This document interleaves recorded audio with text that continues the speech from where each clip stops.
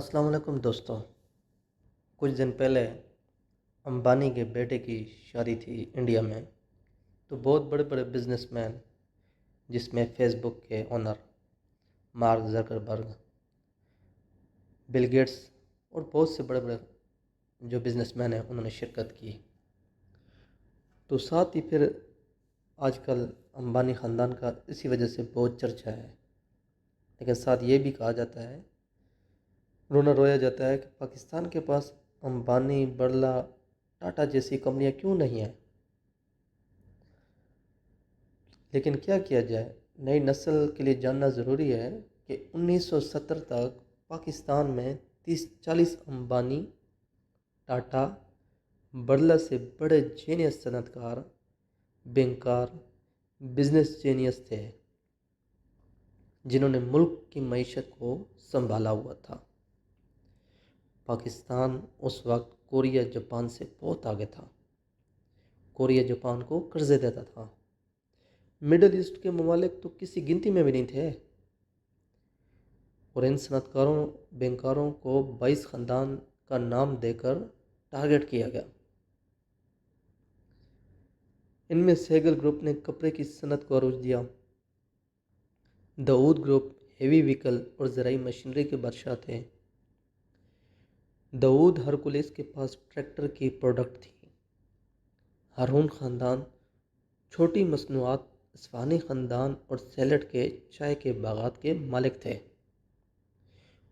ملک کی پہلی air line قائم کی، جو اس وقت کی سب ایئر لائنوں سے بہتر تھی۔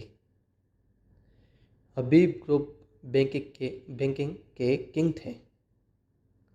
60 کی دہائی میں، تب میں تو نہیں تھا، بس ہم نے بھی ہسٹری پڑھی ہے کہ 60 کی دہائی ان کا حبیب پلازا ایشیا کی بلند ترین عمارت تھی۔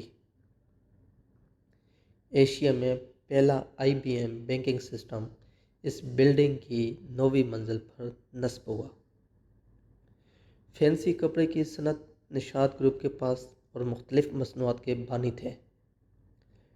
لاہور میں بیکو انڈسٹری یعنی Batala engineering cycle, motorcycle assemble کرتے تھے۔ ان کی بیکو، ہرکولس، سوراب، رستم سائیکل پورے ملک میں چلتی تھی۔ میاں شریف کی اتفاق ٹیوب ویل اور تھریشر کے بانی تھے۔ سن 66 بیکو کے میاں لطیف اور اتفاق کے میاں شریف نے مغل پورہ ورکشاپ میں ٹینک سازی کی اجازت لی۔ لارنس پور ویولن ملز کی شوٹنگ دنیا میں نمبر 1 تھی، جو کہ پوری صنعتی ریاست تھی، جن کے مالک بعد میں مشینری بنگلہ دیش لے گئے۔ بھٹو صاحب نے ان 22 خاندانوں کے خلاف تحریک چلائی کہ ملک کی ساری دولت ان کے پاس ہے اور ان کے پیٹ سے نکالوں گا۔ یہ بھٹو صاحب کے بیان تھے۔ ہم عوام، پاکستانی عوام، ان کے خون کے پیاسے ہوا کرتے تھے۔ اندازہ لگائیں، ہم نے ان محسن خاندانوں کے خلاف خونی تحریک چلائی، بھٹو صاحب نے اور عوام نے۔ بھٹو صاحب خود بھی فیوڈل تھے، اور فیوڈلز یعنی بڑے ذمہ داروں نے پاور میں آ کر سب صنعت کاروں کی املاک بلا معاوضہ قومی ملکیت میں لے لی، جس کو نیشنلائزیشن کے نام سے یاد کیا جاتا ہے۔ سب جینیس خاندان تباہ و برباد ہوئے۔ بیکو کے میاں لطیف جرمنی چلے گئے، بعد میں اس کی ڈیتھ ہو گئی۔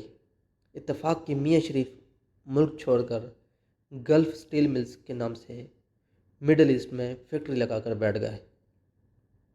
اصفہانی کنگال ہو گئے۔ ان کے سلہٹ کے چائے کے باغات بنگلہ دیش لے گیا۔ ایئر لائن PIA بن کر تباہ ہوئی، جو آج بھی تباہ ہے۔ حبیب گروپ سے حبیب بینک چھین لیا گیا۔ سہگل گروپ نے کوہ نور جیسی بزنس امپلائرز پلاٹ بنا کر نیلام کر دی۔ کوہ نور پٹھوار کی ماں کھلاتی تھی، تباہ ہوئی۔ رہے سہے جاگیرداروں کو اسمبلیوں میں لا کر بٹھا دیا گیا، کاروبار بند کروا کر سیاست پہ لگا دیا۔ اب اندازہ لگائیں مشرقی پاکستان میں جنرل ایوب خان کے دور کے میمن سنگھ اور نارائن گنج بہت بڑے انڈسٹریل زون بنگلہ دیش کے کام آئے، بنگلہ دیش کو کام آ گئے۔ کراچی سائٹ انڈسٹریل اسٹیٹ، جہاں گندھارا والے انو ٹرک بناتے تھے، شنیواز لمیٹڈ شیورلیٹ اور مرسڈیز اسمبلی کرتے تھے، سب کچھ قومیہ نیشنلائز کر کے تباہ کر دیا گیا۔ ان خاندانوں میں سے اصفہانی کی بیٹی حسین حقانی کی اہلیہ امریکہ چلی گئی، عوام کو بے روزگار کیا۔ فیوڈلز، وڈیرے، چودھری، مخدوم، لغاری، جوتوئی، ٹوانے سب بڑے ذمہ دار اسمبلیوں میں پہنچ گئے اور الیکٹیبلز بن گئے، اور صنعت کاروں کو تباہ کر کے لوگوں کو ان وڈیروں کا اور ملک کو IMF کا غلام بنا دیا گیا۔ تو اندازہ لگائیں کہ کس طرح ان لوگوں نے ملک کی معیشت کو تباہ کیا۔ اور یہ بات تو میں نے بھی اندازہ لگایا جتنی میری لائف گزر رہی ہے۔ پاکستان میں جو بندہ اچھا کام کرتا ہے، جو پاکستان کو اپنے پاؤں پہ کھڑا کرنا چاہتا ہے، اس کو یہ لوگ اڑا دیتے ہیں، اس کے خلاف کوئی نہ کوئی تحریک آ جاتی ہے، اس کو اڑا دیتے ہیں۔ جب تک یہ سسٹم چلے گا، یہ پاکستان ترقی نہیں کرے گا کبھی زندگی میں بھی۔